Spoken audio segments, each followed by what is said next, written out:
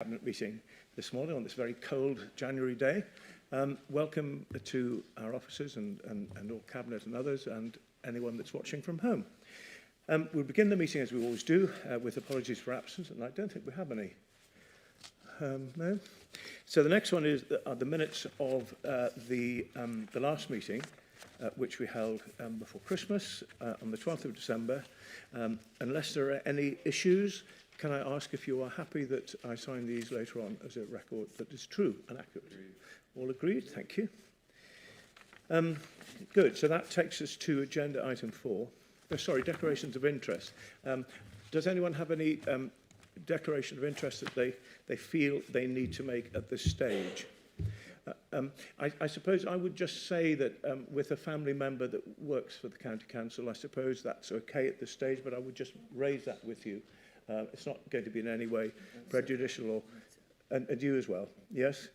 So I think we make that and formally note those, if we may, Karen, and should there be any discussion that affects any of that, then that will obviously be declared and we would leave, but I don't expect that's going to happen today. So agenda item 4 is the Communities in Place Scrutiny Committee's report to Cabinet on planning service performance. And I'm really pleased to say good morning to Nick Oliver, who is the chairman of that committee, and also to Rob Murphin, who is our head of planning and loads of other things, who is here as well. So what the process normally is, Nick, is if I will ask you to just do a brief summary. I'll ask Colin Horncastle, who is our cabinet member responsible for housing and lots of other things, to respond, and we will take the recommendations at the end, if we may. So over to you, Nick. Thank you, Chair. First of all, I'll just say, I mean, the way that scrutiny is done in this council is changing, and I think this was a really good example of a positive result of those changes. So it was an issue that had been raised by a number of members, both within the committee and just a general sort of wanting a look at how the planning service, which is a very important service, affects a lot of people. Even if you're not applying for a planning permission yourself, you're often affected by planning permissions around you. And so it was a really important piece of work. We got a very, very thorough report presented by Rob and Liz to the committee. The Communities in Place Committee is very representative of the council. Obviously, there's a political balance, but there was also a really good balance of urban and rural, and a really good geographical split as well. So there were members there from, sort of Blythe and Ashington, but also places like Wooler and, so very different sort of wards. So different people have different sort of perspective. And also some areas where there was a lot of development activity going on, and other areas where there's very little and very likely to be very little. The main focus of the report was on overall performance of the service, and there was a lot of detailed sort of information on the metrics of how many applications get dealt with on time, and also where sort of issues go to appeal and so on. I think the context is that the planning service is facing a lot of change. COVID brought a big increase in the number of applications because I think people just sort of hunkered down and thought about what they were going to do to their houses or whatever and build that extension they've been meaning to build for years. And so there was a big increase, put a lot of extra pressure on the planning service. And I think there's also a context of changing legislation. There's a big piece of legislation introduced, I think, in October that's going to change the way that the planning is delivered nationally. I think the second iteration of the National Planning Policy Framework happened as well. We've got the Northumberland Local Plan, which is now sort of bedding in after 2 or 3 years. And we've also got lots of town and parish councils developing local plans. So it's a very rapidly changing context.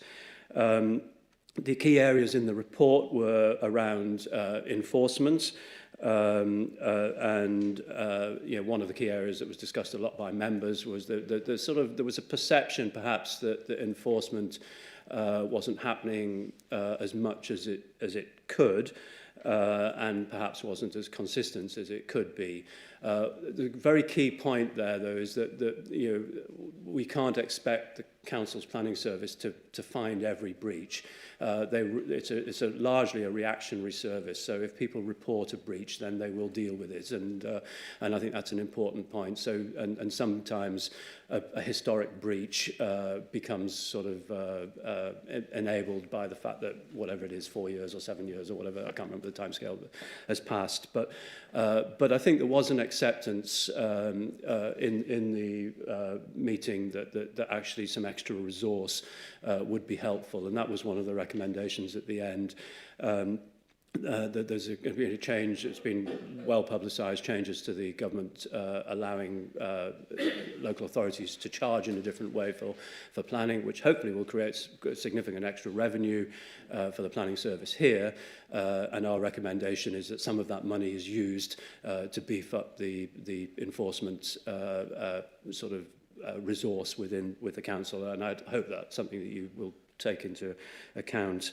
There was quite a lot of discussion around affordable housing and delivery of affordable housing. That wasn't really the purpose of this report, so we tried to sort of, but it just to flag up that but there was a good point made that affordable housing is a joint venture. It's not just the council. We're working with some very good housing providers, social housing providers, and what we do have to do is find the best way to provide more affordable housing in each community, and often that might not be us, it might be Carbon or Riverside or somebody else.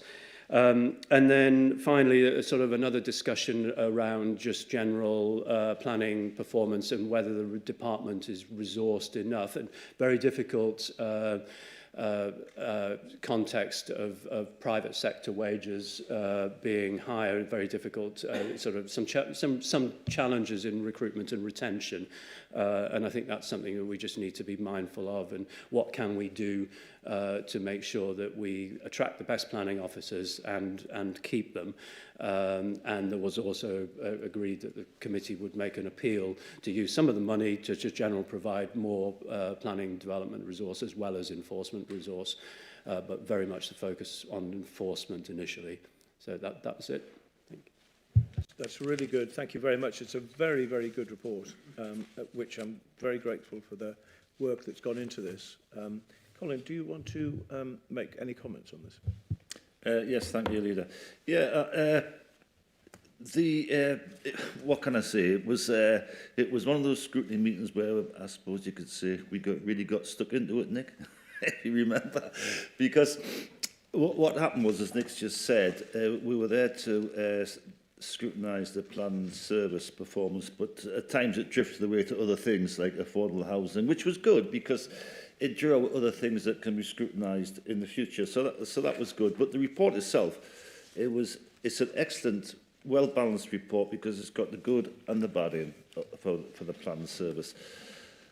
We have got problems in the planned service, and a lot of it came out of the COVID situation, where I think it's fair to say people were not perhaps going on holiday, and they would rather put an extension on the house, kind of thing. So what happened was we ended up with 5,000 or 6,000 planning applications a year, situation where officers were sometimes suffering from COVID themselves, sometimes they could not, because restrictions, could not go on site visits, and what it meant was we got a tremendous backlog.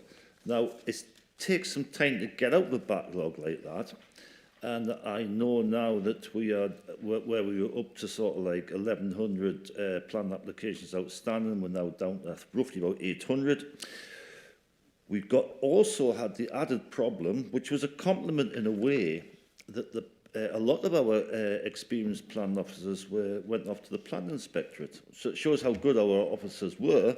However, it leaves us with a massive void where some of our more experienced officers have gone. And getting any officer in any department of the council, you cannot just turn a magic tap on and get them instantly. You've either got to train them up from the staff we've already got, or try and get them from other authorities. And that itself was another problem, because officers from this authority were directly approached by neighbouring authorities to offer them better packages. And so we were very short of officers. But I think now, after this week, or perhaps next week, I'm not sure, after some interviews, we could be up to a full complement of officers and conservation officers as well. What did come out of this meeting was enforcement. Now, a while ago, we took on a new enforcement strategy where we had to prioritise things, sort of like 3 different levels. What happens with enforcement is that every single enforcement inquiry that's put in by perhaps a member of the public or a parish council has to be looked into, every single one. You can't ignore anything. And sometimes you may have neighbours who aren't happy about a planned application going through, and they will pick up on every single thing. So we have to prioritise the enforcement issue. A lot of members of the public, you can't expect them to understand how it works entirely unless they're involved, but what came out of this was a lot of our members didn't understand how enforcement works, because what happens with enforcement is if somebody who has got an enforcement issue, they can actually make that string out for over a year. They can just, if they're in sort of trouble, if it's something absolutely desperate, like they built a house that they shouldn't have, or they built a massive extension they shouldn't have, they can actually put a plan application in to try and put it right. Even if it gets refused, they can appeal that, and then they get the enforcement issues, and they can appeal that. It can drag on forever. So, getting to the bottom line, Leader, which is what you want, is that one of the things that came out of this was that it has been agreed that sometimes with the lack of planning, if they are going to be cancelled for lack of business, that we will have some enforcement training going to lack so members can understand it better. And the beauty of that is that members can actually speak to their parish councillors and members of the public when they get complained to, because it's a very, very complicated issue. But it was an excellent meeting. So thank you, Nick, for chairing it so well. Yes, thank you, Leader. Not so much a question, but just a comment to reflect on 2 things. First of all, I think that additional training would be really useful, and it might be worth doing some of that specifically as well with parish and town councils, because ultimately it will save us a lot of time if people understand enforcement correctly, because it does have the potential to descend into warfare between neighbours or this or that or the other if it's not used properly. And that's what we want. The next bit was really just to complement the work, Nick, because this is exactly what we wanted scrutiny to become as we're going on this journey as a council, to provide thought and so on, rather than just being the sort of the rubber stamp or afterthought for reports coming to Cabinet, which is what historically this council's been doing. And that change, I know it was queried and resisted in some cases by some who didn't understand what it was, but this is a perfect example of what we wanted it to be thought-provoking, to go into areas that wouldn't be day-to-day decision-making for the administration necessarily, and flush out questions, problems, and importantly solutions, which is exactly what it's done. It's great. Thank you. Good. Yes, John Riddle. Thank you, Chair, Leader. Yeah, it is pleasing actually to note that, we are in the top 15 authorities for receiving major planning applications. And I think, that's partly because, we encourage business and, we're a great place for people to set up big business.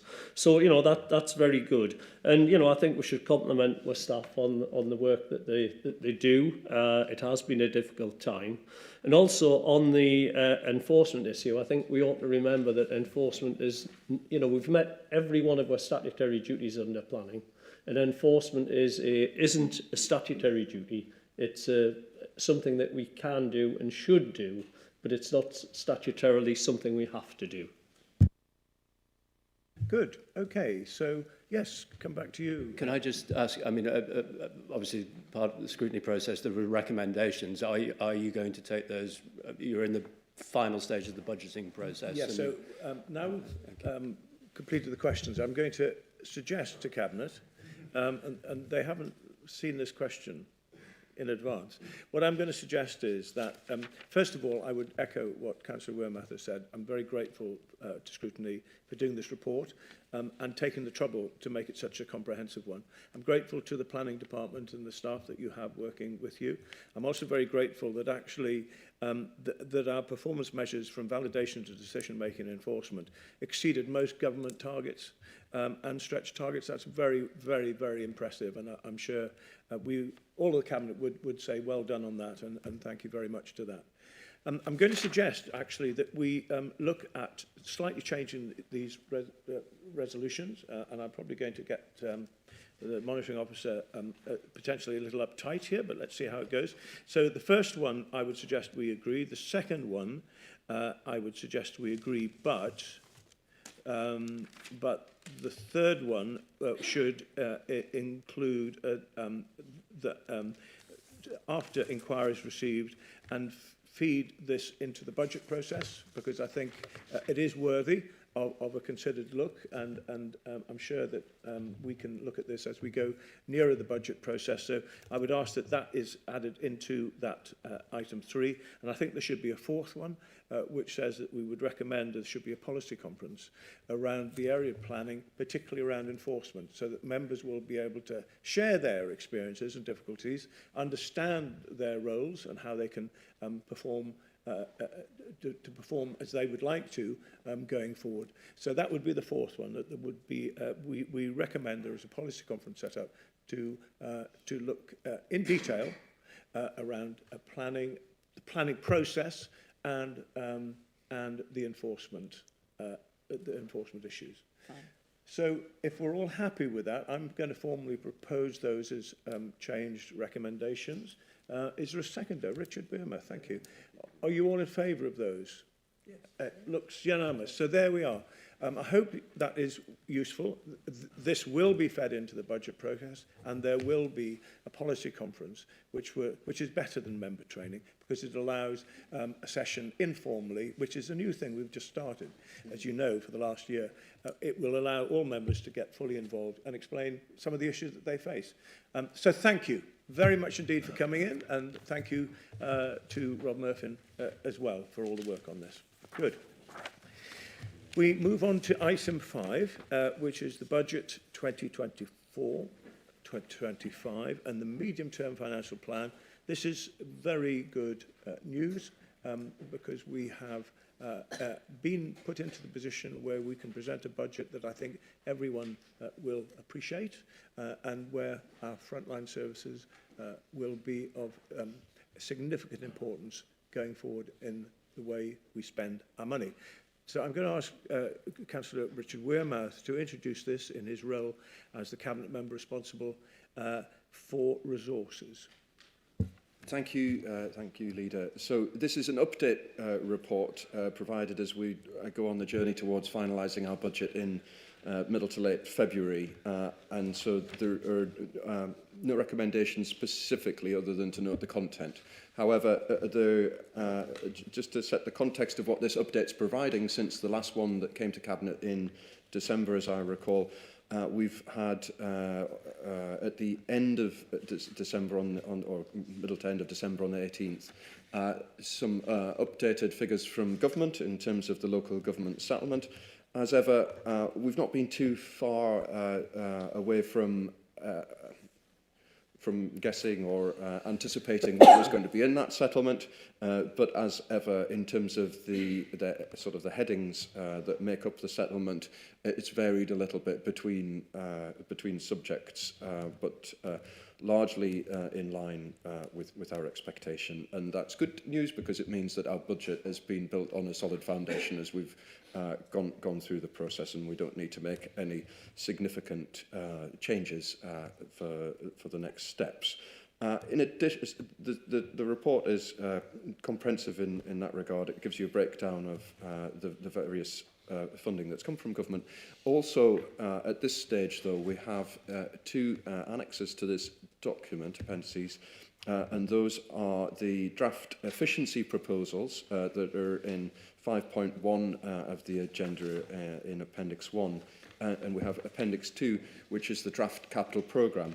and it's not been historically typical for the council to bring forward these documents at this particular time in the cycle. This is an increased level of sharing of transparency with the public and with members of the wider council as well.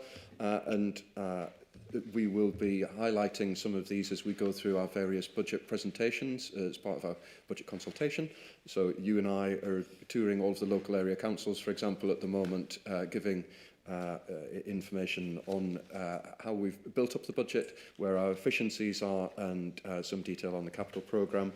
I don't intend to go through all of the draft efficiencies that are in Appendix 1 at the moment, but needless to say that in line with what we've always said, we're ensuring that we're delivering frontline services at or exceeding the level that we're already providing them. We're finding new and better ways to deliver for people, and that ties in with our priorities, of course, one of which, and a very significant and important one for councils always, which is delivering value for money for the taxpayer. The second one, which reflects on inequalities and making sure that we're helping those people who need our help the most, and providing pathways to employment and all sorts of things like that, and as well making sure that we're encouraging business and providing a solid platform for economic growth. I'll talk briefly about the capital programme, but it may be that members of the Cabinet might like to highlight particular parts of the capital programme that form their own portfolios and commitments as departments. Our capital programme is a very significant one, with significant amounts of spend from the council, but really important to highlight is the amount of money that we've been able to leverage in from external sources, in particular from government grants, whether it's reverse beaching in the form of the Northumberland line, whether it's town deals for Ashington, Blythe, whether it's future high street funds in Blythe, whether it's heritage action zones in Hexham, whether it's borderland growth deals and so on, across many of our second-tier towns in terms of population, or one-off projects like Lillidoria or the Maltings or others. There is a very significant level of investment that we've managed to achieve into the county, which is far and beyond anything that has been historically achieved in the past. So it's a capital programme that really will change the face of Northumberland, make it an even better place full of even more opportunity for our residents. And with that, I'm happy to answer any questions on the report, on the two appendices, or to offer Cabinet members the opportunity perhaps to highlight areas that they might like to dwell in terms of their work. That's great. Thank you very much indeed. Yes, question from Councillor Gordon-Stewart. A comment, a reflection as well. Thank you to the officers who prepared this report so far as a living document. Also the public and other members cross-party who've taken part in getting us this far. We listen to what the people are saying to us. Reminded about the Fire and Rescue Service display outside, and if anybody's come to County Hall, I would really encourage them to have a look at that. We are very proud of the Northumberland County Council Fire and Rescue Service. This county has a long history, and people love living in this county and also to visit. So we have got issues with it being very popular. The Northumberland Fire and Rescue Service has been with us for many years, but it is diversifying its tasks and its duties, and quite rightly so. So we're tackling inequalities through the Fire and Rescue Service. So people don't realise that's a very big part of the role they play these days in a very wide geographical area. So I'm delighted that over the recent year or so, we've identified the changes in this county, whether it be South East Northumberland, massive building going on there, modern factories coming online, or the tourism industry, dealing with rural issues as well. So the Fire and Rescue Service, it's right that we fund them correctly and support them every way we can. Thank you very much indeed. Councillor Veronica Jones. Thank you. I just wanted to say, I mean, this, I'm just so pleased the way this budget is sort of really linking to the corporate plan. and particularly, it's just been mentioned, inequalities. It is one of our priorities, tackling inequalities and making sure that people do live the best life they can, and it shows clearly through this. So thank you. Thank you very much. I have Councillor Jeff Watson and then Councillor Guy Renner-Thompson. Just really following on from Veronica, inequalities is one of our core things that we're trying to do in the council. There's many ways to tackle inequalities, and one of them is through our public health particularly. And I'm really proud of the fact that we're doing so much in the areas that I manage, things like leisure management and the libraries. The previous administration decimated our libraries offer many years ago, and it's taken us years to recover from that. But I believe we're actually getting there now, and we're investing some more money in next year and changing the face of our operations to make sure that it does tackle what we want, which is to help younger people read, to solve some of the inequalities issues that we have later on. And I'm delighted to see that we're spending this money in the capital programme to do so. Thank you. Good, and I think it's also very encouraging to note that we are investing in our mobile library service. Indeed, that's part of the new face that I was talking Exactly, about. Yes. yeah. When a lot of councils have actually not doing that. So And cutting back on leisure services as well, which of course we all know we're not doing. exactly, and I believe the Morpeth Leisure Centre is doing fantastic business at the moment, which is good to hear. All leisure centres are really doing very well, and it'll be interesting to see what our new operator does in the next couple of years. Yeah. Good. Okay, thank you. Guy Renner-Thompson. Yes, thank you, Leader. Following on from Councillor Watson's comments about tackling inequalities, one of the main ways of doing that is through education. So I'm very glad to see that the capital programme protects the Children's Services capital budget with a total of £163 million worth of investment over the next 3 or 4 years. We're looking at brand new high schools in Berwick, in Armble and in Seaton Delaval. We've got £6 million in there for a rebuild of the sports block in Morpeth at King Edward's High School. And very importantly, we've got £16 million in to increase our special educational capacity, which is an important issue across the county. It follows on from our school builds we've already built in Ponteland, Hexham, Hayden Bridge, where we've got government builds going on. Well, the one in Blythe has actually completed the special school in Blythe, and we've got the new school in Cramlington being built by the government too. So from the council and the government, within the next 5 to 10 years, this county, this Northumberland, is going to be one of the premier places in the country to raise a child.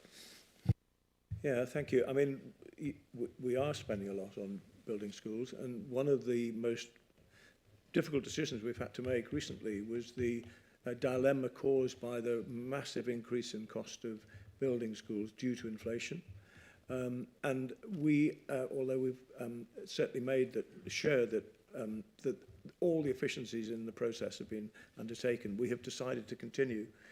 And I think the work's already begun at Seaton Valley.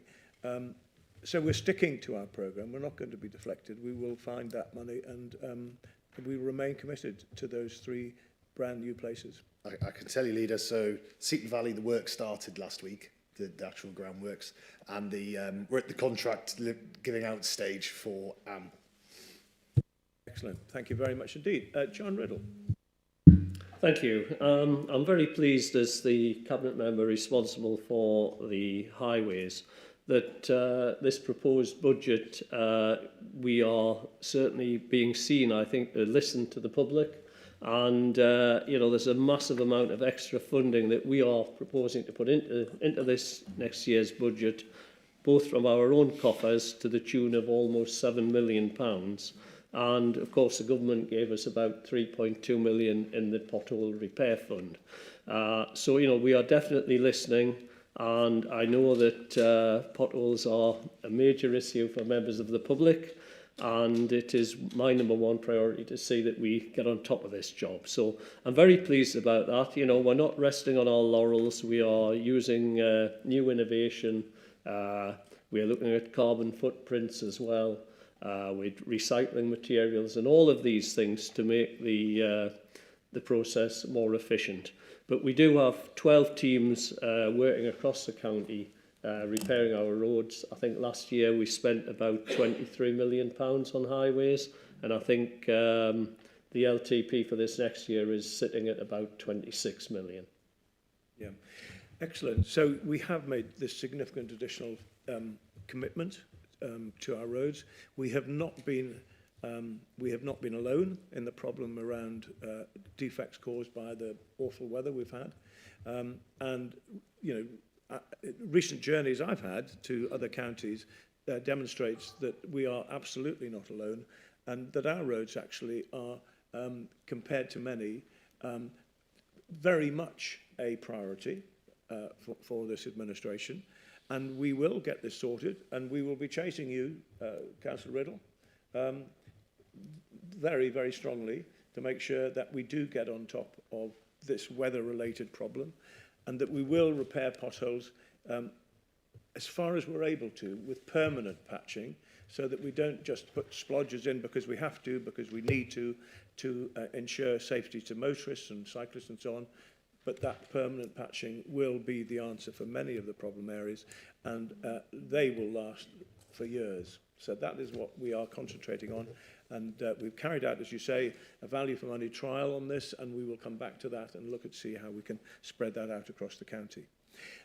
Okay, so I would just actually like to echo what members have said. I think in terms of our assistance for jobs and business priority, the regeneration projects in this budget that Councillor Wearmouth touched on are demonstrations of that, but other things like, for example, a really tough decision to say, do we really think that we can afford to keep free town centre car parking? And the answer is yes, we're going to do that. Now, that doesn't come cheaply, but it is absolutely the right thing to do for our visitors, residents and our businesses. They keep telling us that, so that's what we are committed to do. So that's in terms of business and jobs. In terms of tackling inequalities, there are a whole range of things in this budget. I think affordable housing is one of the key issues that we are tackling, and Councillor Horncastle gave us the figure. It's about getting on for 2,000, I think it is, that we have helped deliver. And of course, on top of that, there is all the extra money going towards training, skills training, and helping people grow that confidence and motivation and ambition to get a job, get a family, and have a future that is the very best that they can make. And that's what I think our role is. We can't do it all on our own, but it's a really important role that we take. So tackling inequalities is and will be continuing to be a key priority. And the third one is around value for money. And we've heard a lot about the leisure portfolio that we have, making sure that our residents have access to some fantastic leisure facilities. In addition, the schools programme will make sure that wherever there is a need for a new school, whether it is in Hexham or Pontyllen or Seaton Valley or Amble or Berwick, we will find that commitment and make those schools absolutely super schools for the future. But there are other smaller things as well. Like, for example, in this budget, you will see reference to our continuing programme on revamping some of our public toilets. Small thing, possibly, but actually very important to residents and visitors. And also our car parking funding, that we're going to be continuing to build car parks. We will continue to work on our roads and pavements, as Councillor Riddle has said. And we're also very committed to our new environment policy, which brings together the work that we have done in a most committed way on climate change, pulls our future work on climate change together with all those other things that are really important to people, like the places they can go and walk, nature trails, enjoying being able to go for a walk or just enjoying the peace and quiet in one of our country parks. So we are going to continue to keep the first hour free in our country parks, because it's important that people should be able to go and enjoy them. And if it's just for an hour to walk their dog, why should they have to pay? That again is costing us money, but we think that's really important. And of course, in addition to all of that, we will continue to always listen to residents, always listen to parish and town and businesses and partners to continue to invest in the way that is the best way for us, for the county, for our residents, for our visitors, our businesses.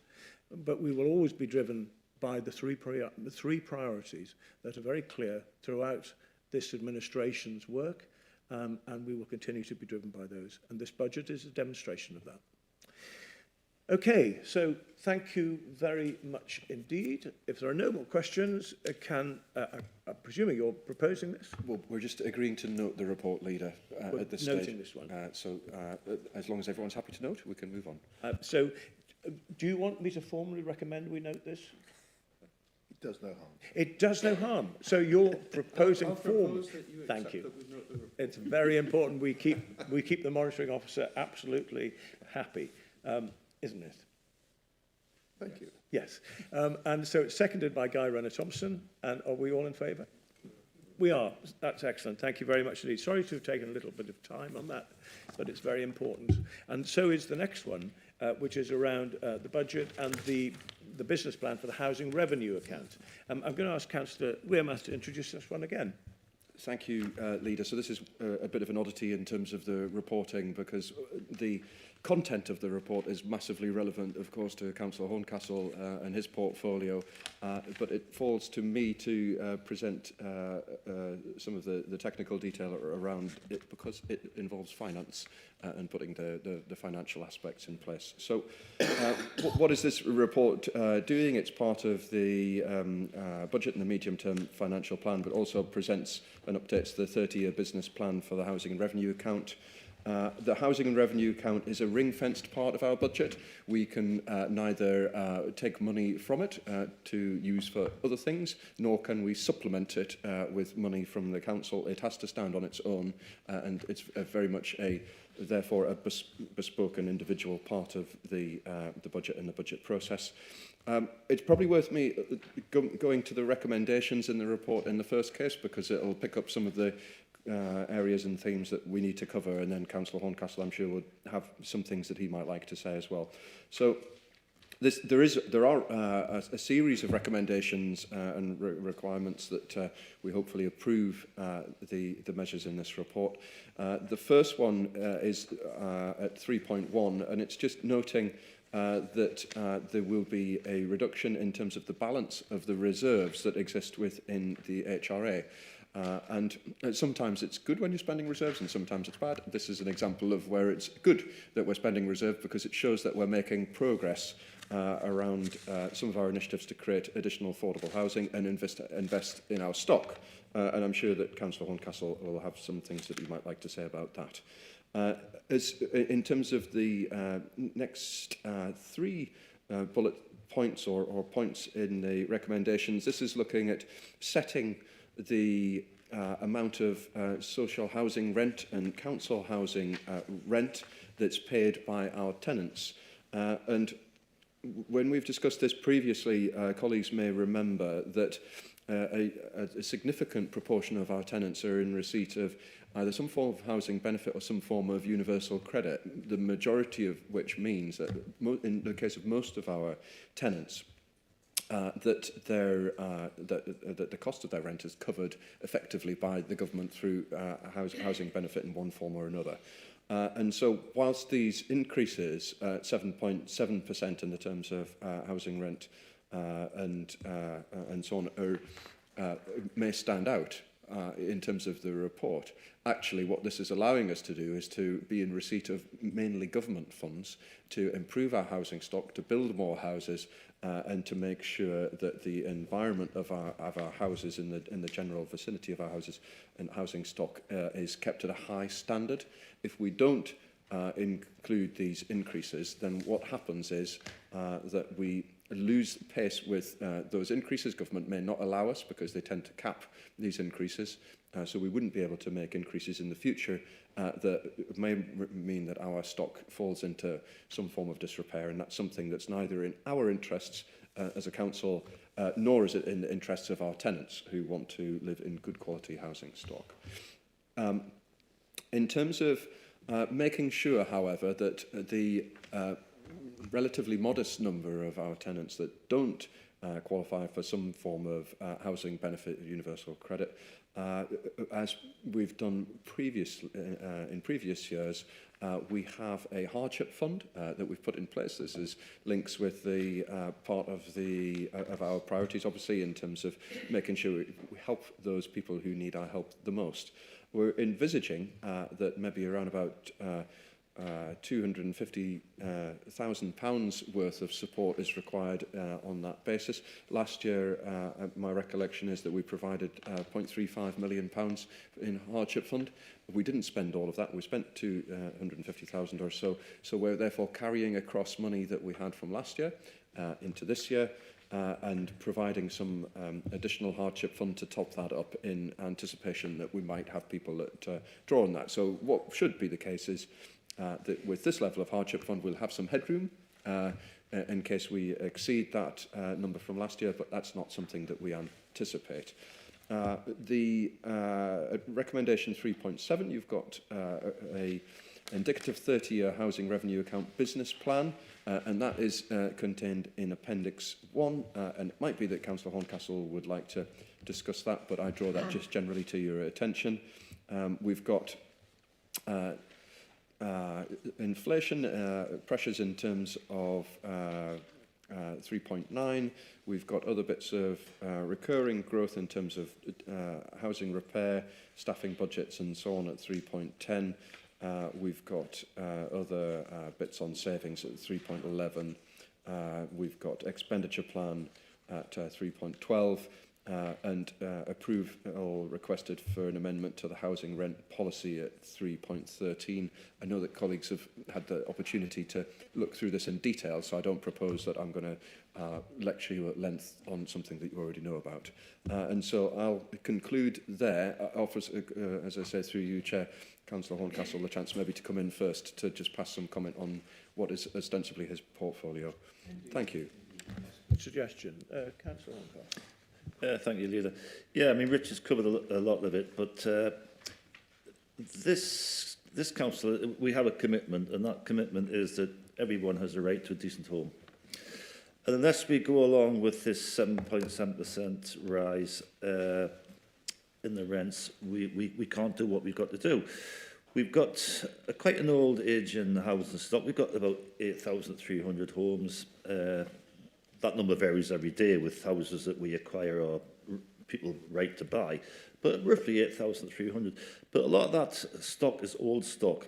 And under the new housing regulation bill, which we've got to adhere to, there was absolutely no way we could meet the requirements of that bill unless we had the money to do this.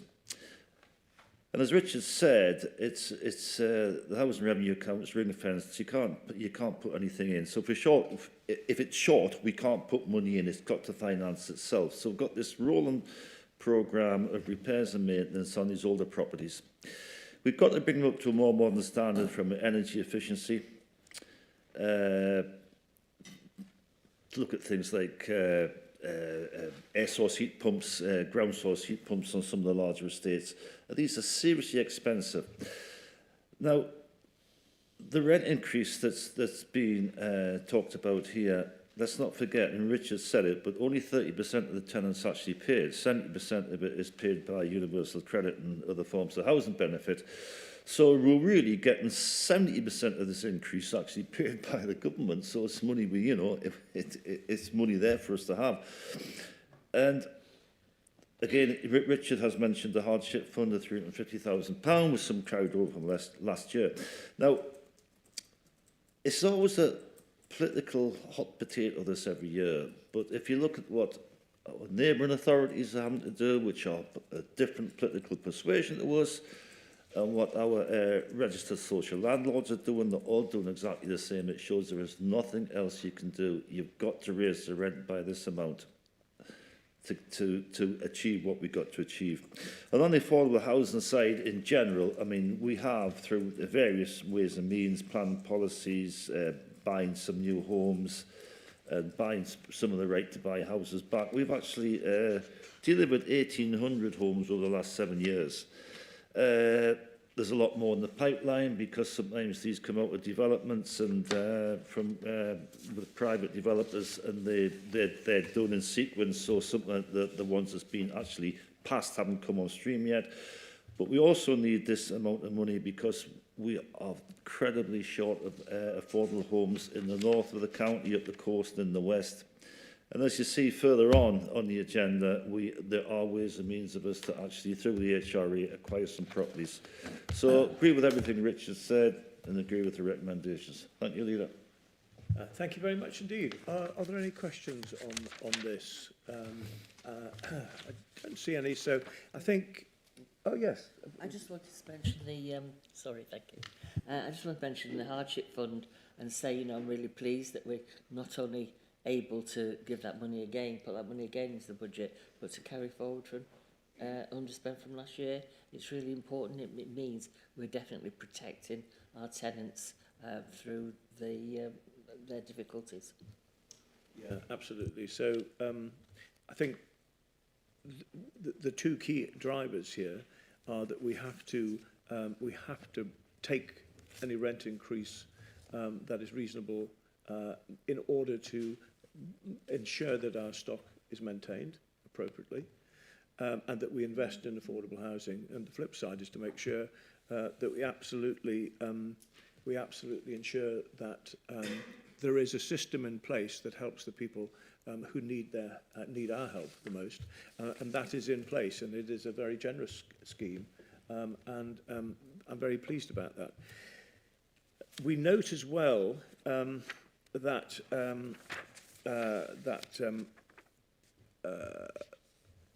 no, that's not on that one, I don't think. We also note as well that we will make those provisions within this recommendation. There are 13 altogether, where we must ensure that we have this policy that will allow us to help people that need our help the most, and I'm very pleased that we have that. There are 13 recommendations. I'm not going to read every one of them because I think members certainly we've talked about these, but there they are. Is there a proposer? Proposed that by Councillor Wearmouth, seconded by Councillor Wendy Patterson. Thank you. Are we all in favour of the recommendations? Yes, that's unanimous. Thank you very much. Now we come on to the estimated collection fund balances, and I'm going to ask yet again Councillor Richard Wearmouth to help us with this report. Thank you, Leader. So this is some good news in terms of Treasury and making sure that we're delivering value for money, dare I say, as part of our priorities. This report is noting a surplus of monies that have been collected principally through council tax and through business rates coming into the authority.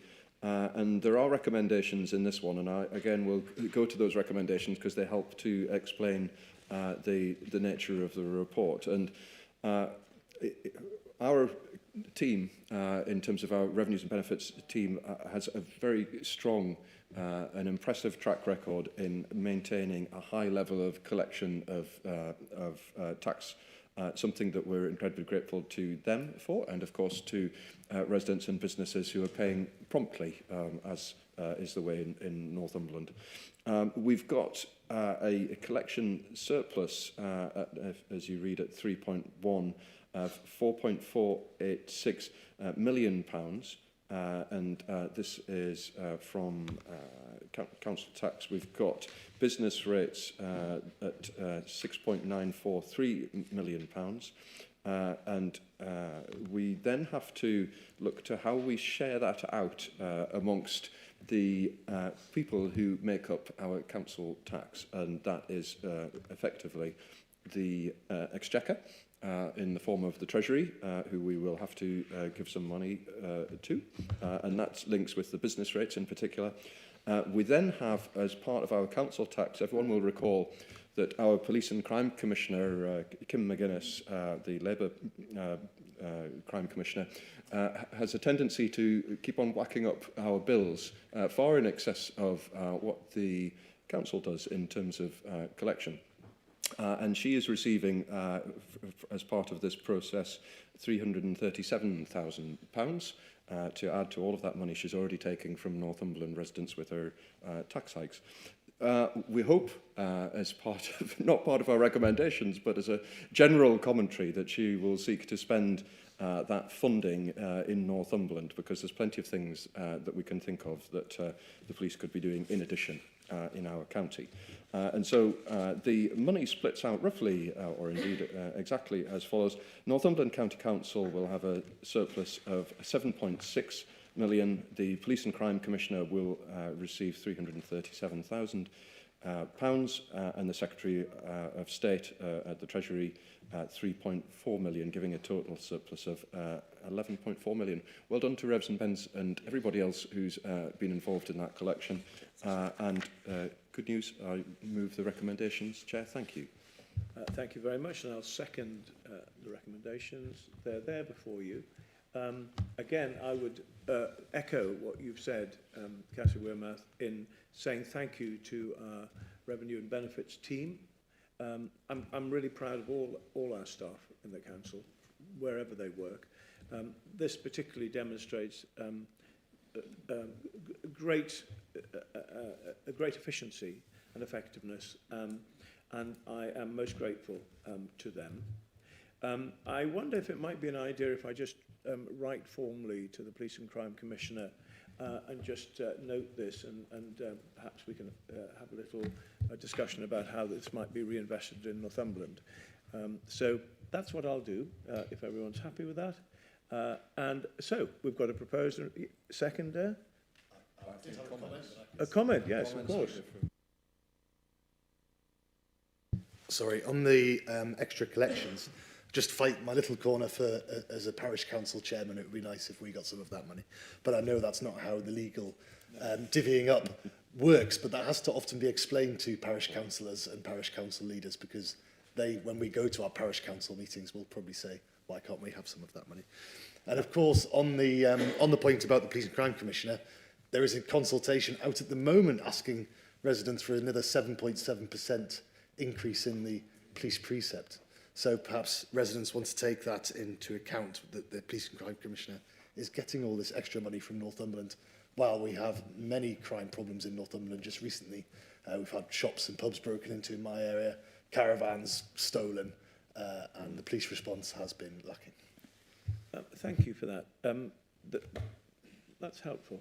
I think the point you make about parish and town council precept, I completely get that, because it must appear frustrating, but actually we're bound by law. We can do nothing else. So I think the Revs and Benefits team have done brilliantly, and it will make a useful contribution to the Treasury, and I'm sure they will be grateful. And that money will be spent also in Northumberland, I'm sure. Let's hope. Well, actually, we know already there is actually more money coming from the government than at any time, I believe, in the history of this council. So it's I suppose, our way of saying thank you and giving some money back. Okay, anything else from anyone else? No? Okay, so it's been proposed and seconded. Are you all in favour? Thank you very much. That's unanimous. Now we turn to the summary of the new capital proposals. The first one is Greensfield Farm in Alnwick. Councillor Horncastle. Thank you, Leader. Yeah, as I said a few more minutes ago, this is another way we have of acquiring affordable homes. And on this development here, 25% of the homes have to be affordable, so it's given us a chance to actually purchase them at 60% of the market value, which is excellent value for us, because we've got 2 3-bedroom houses in Alnwick at £161,000 each. I think that's a bit of a snip. So this goes along with other houses we bought in other places like Long Framlington. And the beauty of this is brand new houses we built later this year, energy efficient to meet everything that we require in other parts of the council to the highest spec. So I would thoroughly recommend that we do this. Yeah, thank you very much. Any questions? Everyone happy?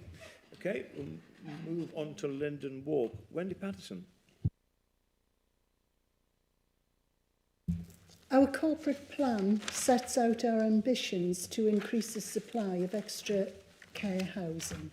So I am absolutely delighted that this build is specifically to support people living with dementia, along with their partners and carers, and there will also be a care provider on site to provide support and respite and reassurance to the residents.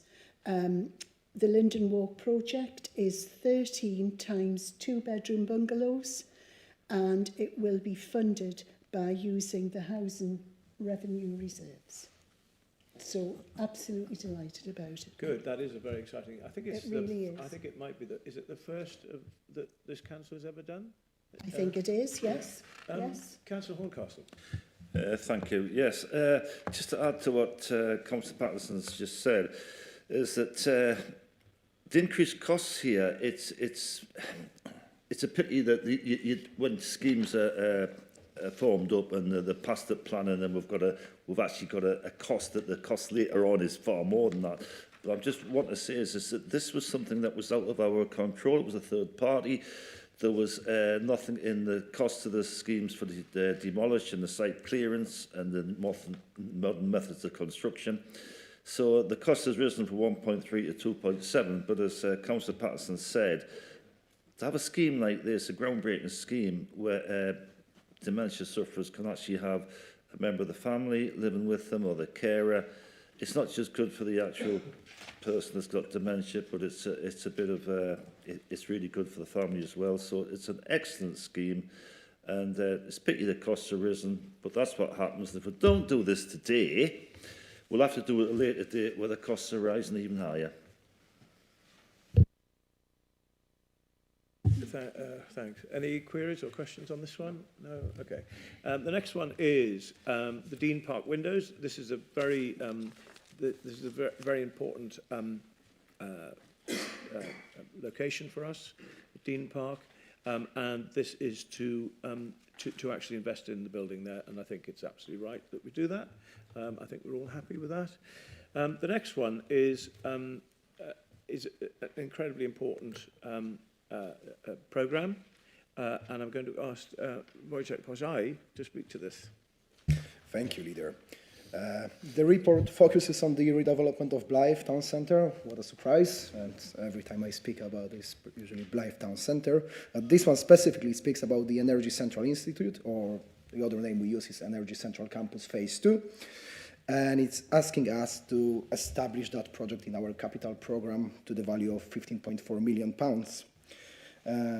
That includes £1.4 million to be spent prior to full business case approval, and £750,000 for Key Row and acquired Bridge Street properties demolition. And finally, development of Energy Central Institute, of course. The Energy Central Institute will be a new facility in the town centre of Blythe that will provide higher education up to PhD level, and I think it will start from degree apprenticeships, if I'm correct, and will be delivered with our partners, higher education partners from the Northeast.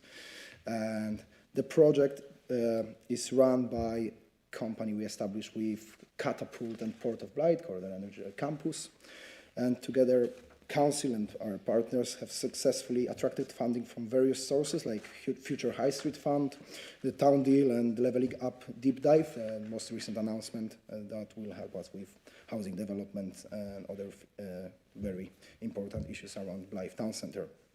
And the aim of the Energizing Blythe program is to stimulate investment, create jobs, and drive economic growth in Blythe.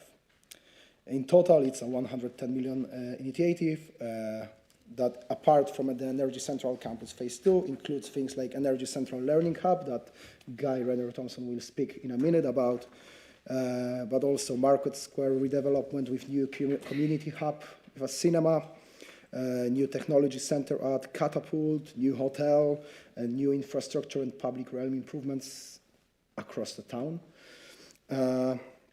And coming back to Energy Central Institute, the key acquisitions, including the Key Row Shopping Centre and properties on the Bridge Street that has been completed. And the properties on the Bridge Street has also been damaged by the storm Arwin and require immediate demolition. But I think before that we will secure them with some scaffolding just to avoid any danger to the public. The demolition of these sites is essential for progressing the project and avoid any additional costs and dangers in the future. This report in front of you details some milestones from the appointment of design team through planning up to the completion of the building and welcoming students in September 2026. There is also an extensive breakdown of capital funding that I will not bore you about. You can easily read that, and there are project costs highlighted and financial planning and potential risk of the project as well. And I think I just recommend, and the recommendations are in front of you, and I recommend that you support me with this. Good, thank you very much, Wojciech. Are there any questions or queries about this? Richard? Yeah, thank you, Leader. Thank you, Wojciech. This is an absolutely brilliant project. It's one of my favourite projects out of all of the things that we're doing in terms of regeneration and in terms of skills and education, because it knits so many things together in terms of our programmes. And how does it do that? Well, Blythe is a town that we've all come to know even better as an administration, as a set of politicians, over the time where we've had the work with the Northumberland line, with the town deal and with Future High Street.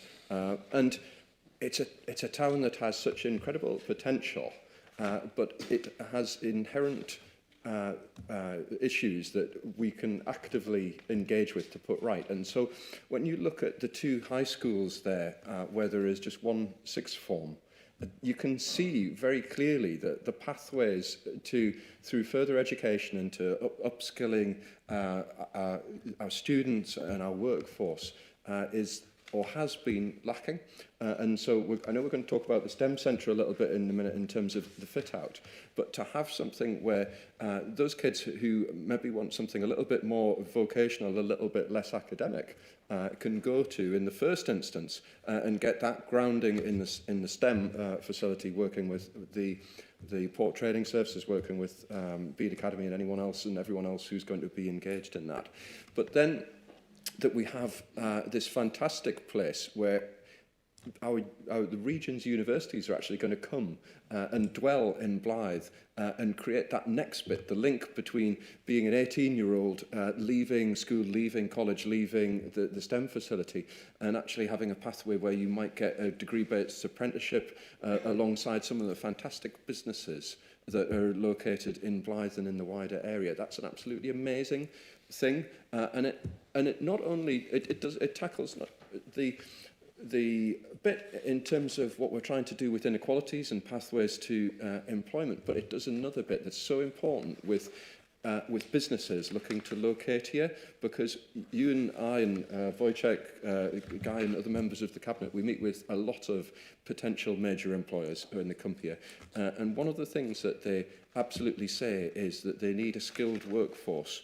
And it's not always that the skilled workforce has to be there immediately, but when they can see that the council, the administration and our officer team and all of the education providers across the county have a plan to provide that workforce in the future, and that there's places where they can come to and tailor our approach to skills development. That's an amazing selling point. It's something that Guy and Wojciech have done an amazing job on, but as well, Sarah, Simon, Audrey, it's fundamental. And people find it so refreshing that we've thought about this even before they've arrived and that we've got this in place. So well done indeed to everybody who's worked on it, and it's going to be brilliant, I know it. Thank you. Yes, I completely agree your enthusiasm about this and about all the projects that are happening right across the county. This one, if we agree this, it takes the first step in beginning this fantastic project, takes the first step in raising confidence, in raising aspiration, and raising expectation and employment and opportunities. So it's incredibly important. It's a wonderful thing to be doing. There is no question about it. It's a wonderful thing we're doing there. So there it is. Any questions or queries? If not, we'll just press on. I think we're happy with that one. We'll take that one at the end as well. The next one is Energising Blythe Programme, the technical fit out and equipment. I'm going to ask Guy Renner-Thompson to tell us about this.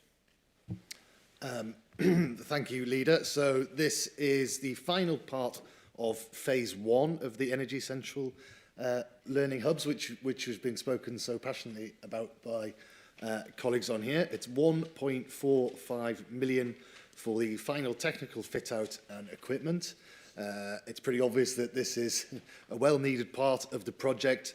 This is the actual physical training equipment and classrooms that will be used for learners from across the North East, school, college and adult learners. It's really across the piece, STEM and vocational training in a real-world environment at the Port of Blythe. I think one of the most remarkable things about this project is how quickly it's happened. We know in government things sometimes take time, but this is going to be open in September 2024. The final business case was only submitted 2 years ago, and the construction started a year before it's due to open. So if you actually go down and have a look, and I was there yesterday, and I'm going again today, and I'm going there tomorrow because it's such a vital project to what we're doing and everything that we're all about. The steel frame has been put up incredibly quickly by Galliford Try as the guidance of our officers that are sitting here today. Anyone in business that we've shown round that future facility has been awestruck by what's there. Also, as part of that, they are putting in, at no extra charge to the council, a corridor in the sky, sort of a second-storey corridor between this facility and our new welding and fabrication centre, which is just next door, linking these two very key facilities with the practical aspect of the learning in the welding centre, where they physically pick up a welding torch and make things, and then you've got the Energy Central next door, which is the jobs of the future in renewable energies. So it's a fantastic project. This is the final bit that we need to sign off, so I would recommend to Cabinet that's what we do. Splendid. Thank you very much. If there aren't any queries, we'll happily go with this as well.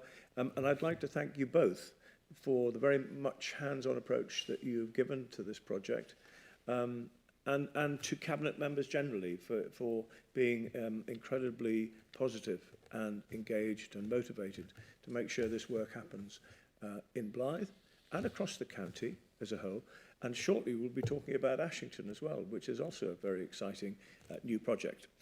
So thank you for that. The Woodhorn lift replacement is the next one, and I'm pleased to see that we will be providing money to provide a lift at the Woodhorn Museum in the Winding House, and I think it's there for information. We're happy to always support Woodhorn where we can, and we just will accept that one. I think everyone happy? Yeah. Okay. Did you want to say something, Councillor Watson? I think you more or less said it. I mean, the lift's broken. We've got money from the Arts Council to fix it, so we're going to fix it. Thank you. Yes. Good. Okay. We'll take the next one, which is the print room refurbishment. Councillor Weirman. Thank you very much. And after we've heard of millions of pounds being spent in really interesting projects in Regen in terms of fit out and educational facilities, this is probably the most exciting thing that's happened to the print room for years. It's a really important part, more seriously, in making sure that everything ticks over here in County Hall, because it wasn't for our fantastic facilities team, our teams across our various democratic services and so on and so forth, wouldn't be able to send out papers, wouldn't be able to do all of the things that we do. This is a really exciting piece of work, Leader, and I wholeheartedly endorse it. Thank you. Good, it is, and thank you very much to the staff that work there, who have put up with not particularly great conditions and who will now get a refurbished place to work, which is only fair and proper. Okay, so there we are. There, are you all happy with this one? Yes? So there we are. Can we take these together? And I would like to formally propose all of them together that they are accepted. And seconded by Councillor Wearmouth. Are we all in favour? Can we show? We are unanimously in favour. Thank you very much. That takes us on to Ashington. And this paper will outline our plans for Ashington, our commitment to Ashington, and the people that live there and the people that visit there.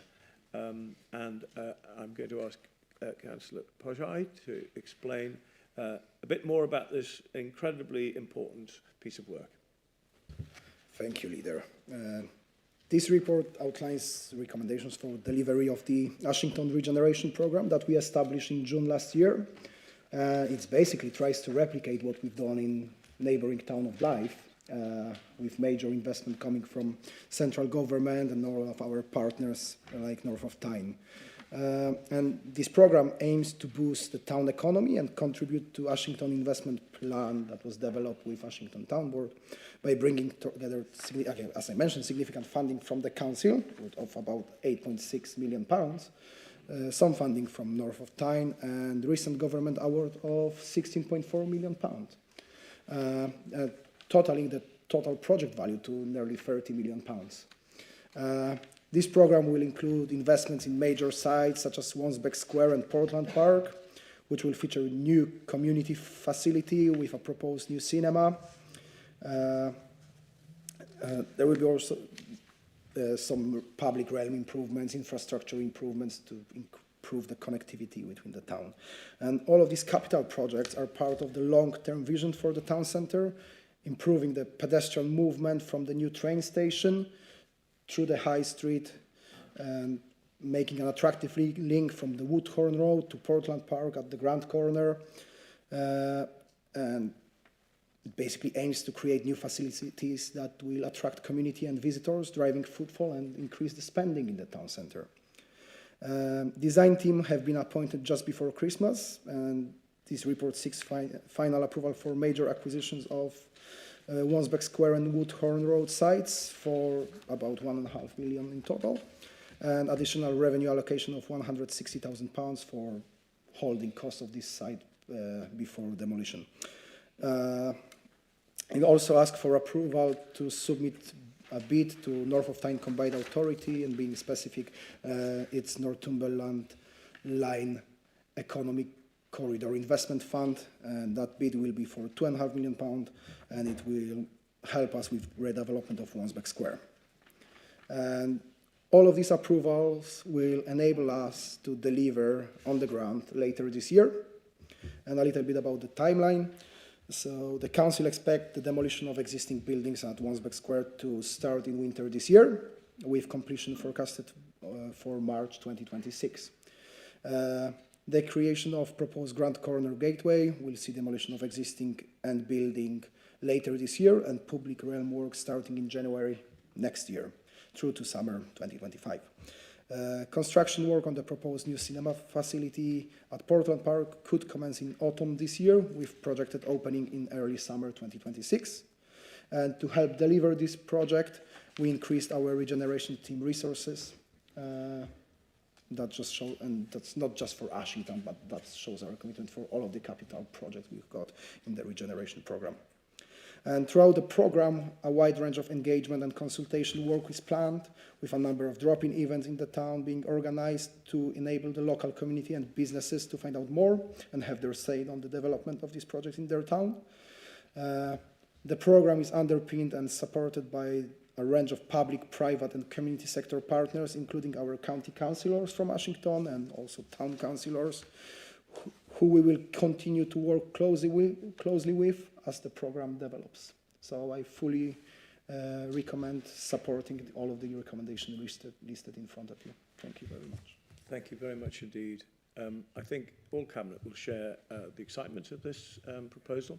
A £30 million investment in a town, really, to be honest, that hasn't seen that much money invested in it, certainly in our lifetimes. I'm particularly grateful to the private sector-led Ashington Town Board, who have done a huge amount of work, and to the local council, who have also been very enthusiastic in their support of this incredible £30 million scheme. If I can just quote from the vision statement that the town board have developed. It says, by 2030, Ashington will be a thriving centre for businesses, residents, learners and young people, providing thousands of high-quality jobs in advanced manufacturing and low-carbon clean growth industries, more and better homes, excellent skills and education opportunities, an attractive leisure and culture offer, and a great quality of life for a growing and prosperous population. So we are completely behind you, Ashington, and we will continue to be behind you for the sake of the town, the people, the businesses there, and for the future of the county as a whole. So it is a great scheme, and thank you for explaining it so well, Councillor Pojai. It's Councillor Watson and then Councillor Wearmouth. Thank you, Leader. I agree with everything you've said, and I just would like to add congratulations to Advance Northumberland as well for the excellent work that they've had to do over the last few years. It hasn't been easy for them, and I think they've done a tremendous job to get this project to where it is today. So just to record that. I'm very pleased you've raised that, because they have played a major part, they're continuing to play a major part in this and proved to be exceptionally valuable in getting us to where we are now. So thank you for doing that. Councillor Wearmouth. Thank you, Leader. Yes, absolutely. Just echo that. Advance had done an amazing job with that and with other towns across the county. A particular thanks as well, you mentioned, and just to emphasise my personal thanks, John Johnson is amazing in terms of providing leadership for the town board. There's some very talented people on there, on that board, and he is exceptionally good at driving progress in Ashington alongside us as an administration. Very grateful. This is a part of a much wider piece, really, as you mentioned, in terms of the new college opening, which has had assistance in terms of making sure that got moving from Advance from the council. It's a huge investment by the Department for Education, £45 million or so, probably, if not a tad more as time goes on, I suspect. And coupled with the Northumberland line, a huge investment again to make sure that Ashington's fully accessible in terms of a transport perspective. This is really completing the picture.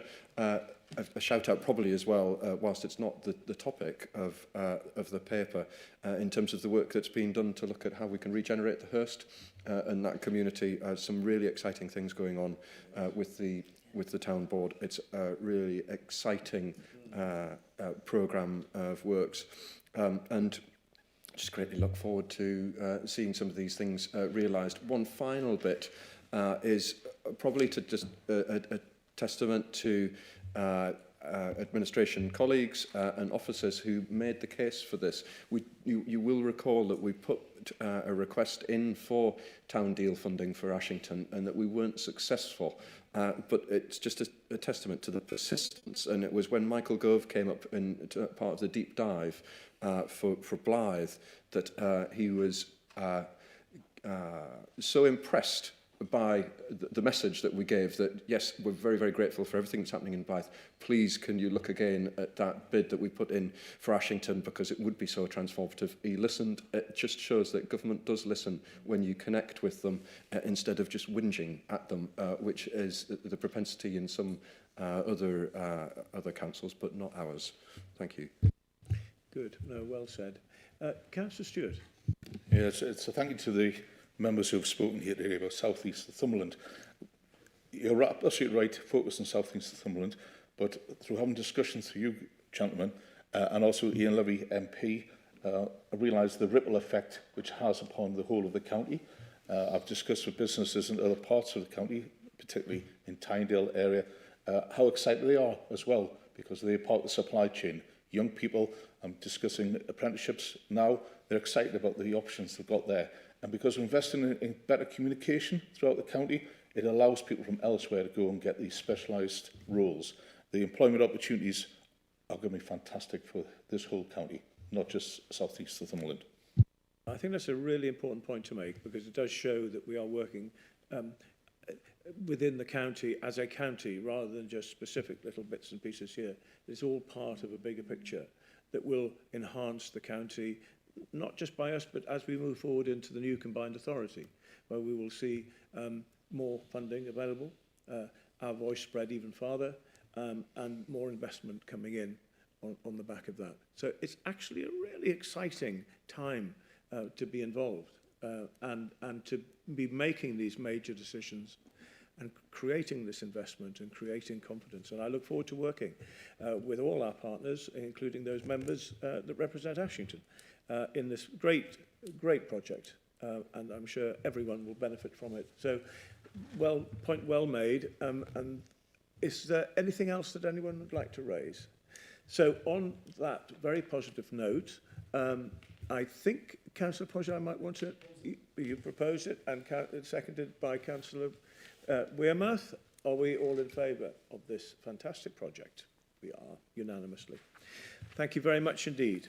We move to our final paper, which is around the national funding formula and school funding for 24-25. I'm going to ask Councillor Guy Renner-Thompson to tell us about this. Thank you, Leader. So we have this report every year, and it sets out our schools funding position. So the government have announced almost £60 billion worth of funding for schools in England, which is a record real terms funding level and brings us above what the government inherited in 2010. Per pupil funding average across England is up 4.5%, which represents a 10% uplift in funding since 2020. Now, this has had quite an impact on schools in England, because we're currently 11th in the world for maths, whereas we were 27th in 2009, and we've been named one of the best in the Western world for reading. So all this money is having an impact. So that's the national position. The report gets down into what's happening here in Northumberland. You'll note recommendation 3.3, approve the delegation of the approval of the final formula values to the Exec Director of Children, Young People and Education and Cabinet Member for Inspiring Young People. The figures in the report are based on provisional data from October 2022.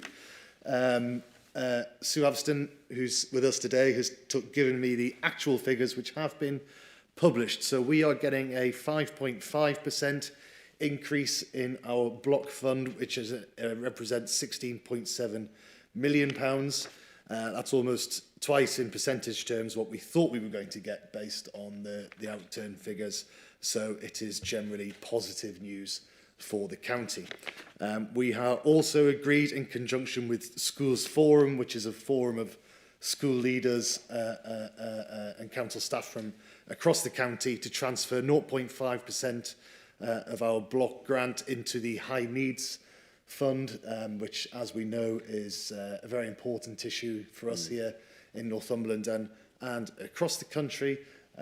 We must support our pupils with special educational needs.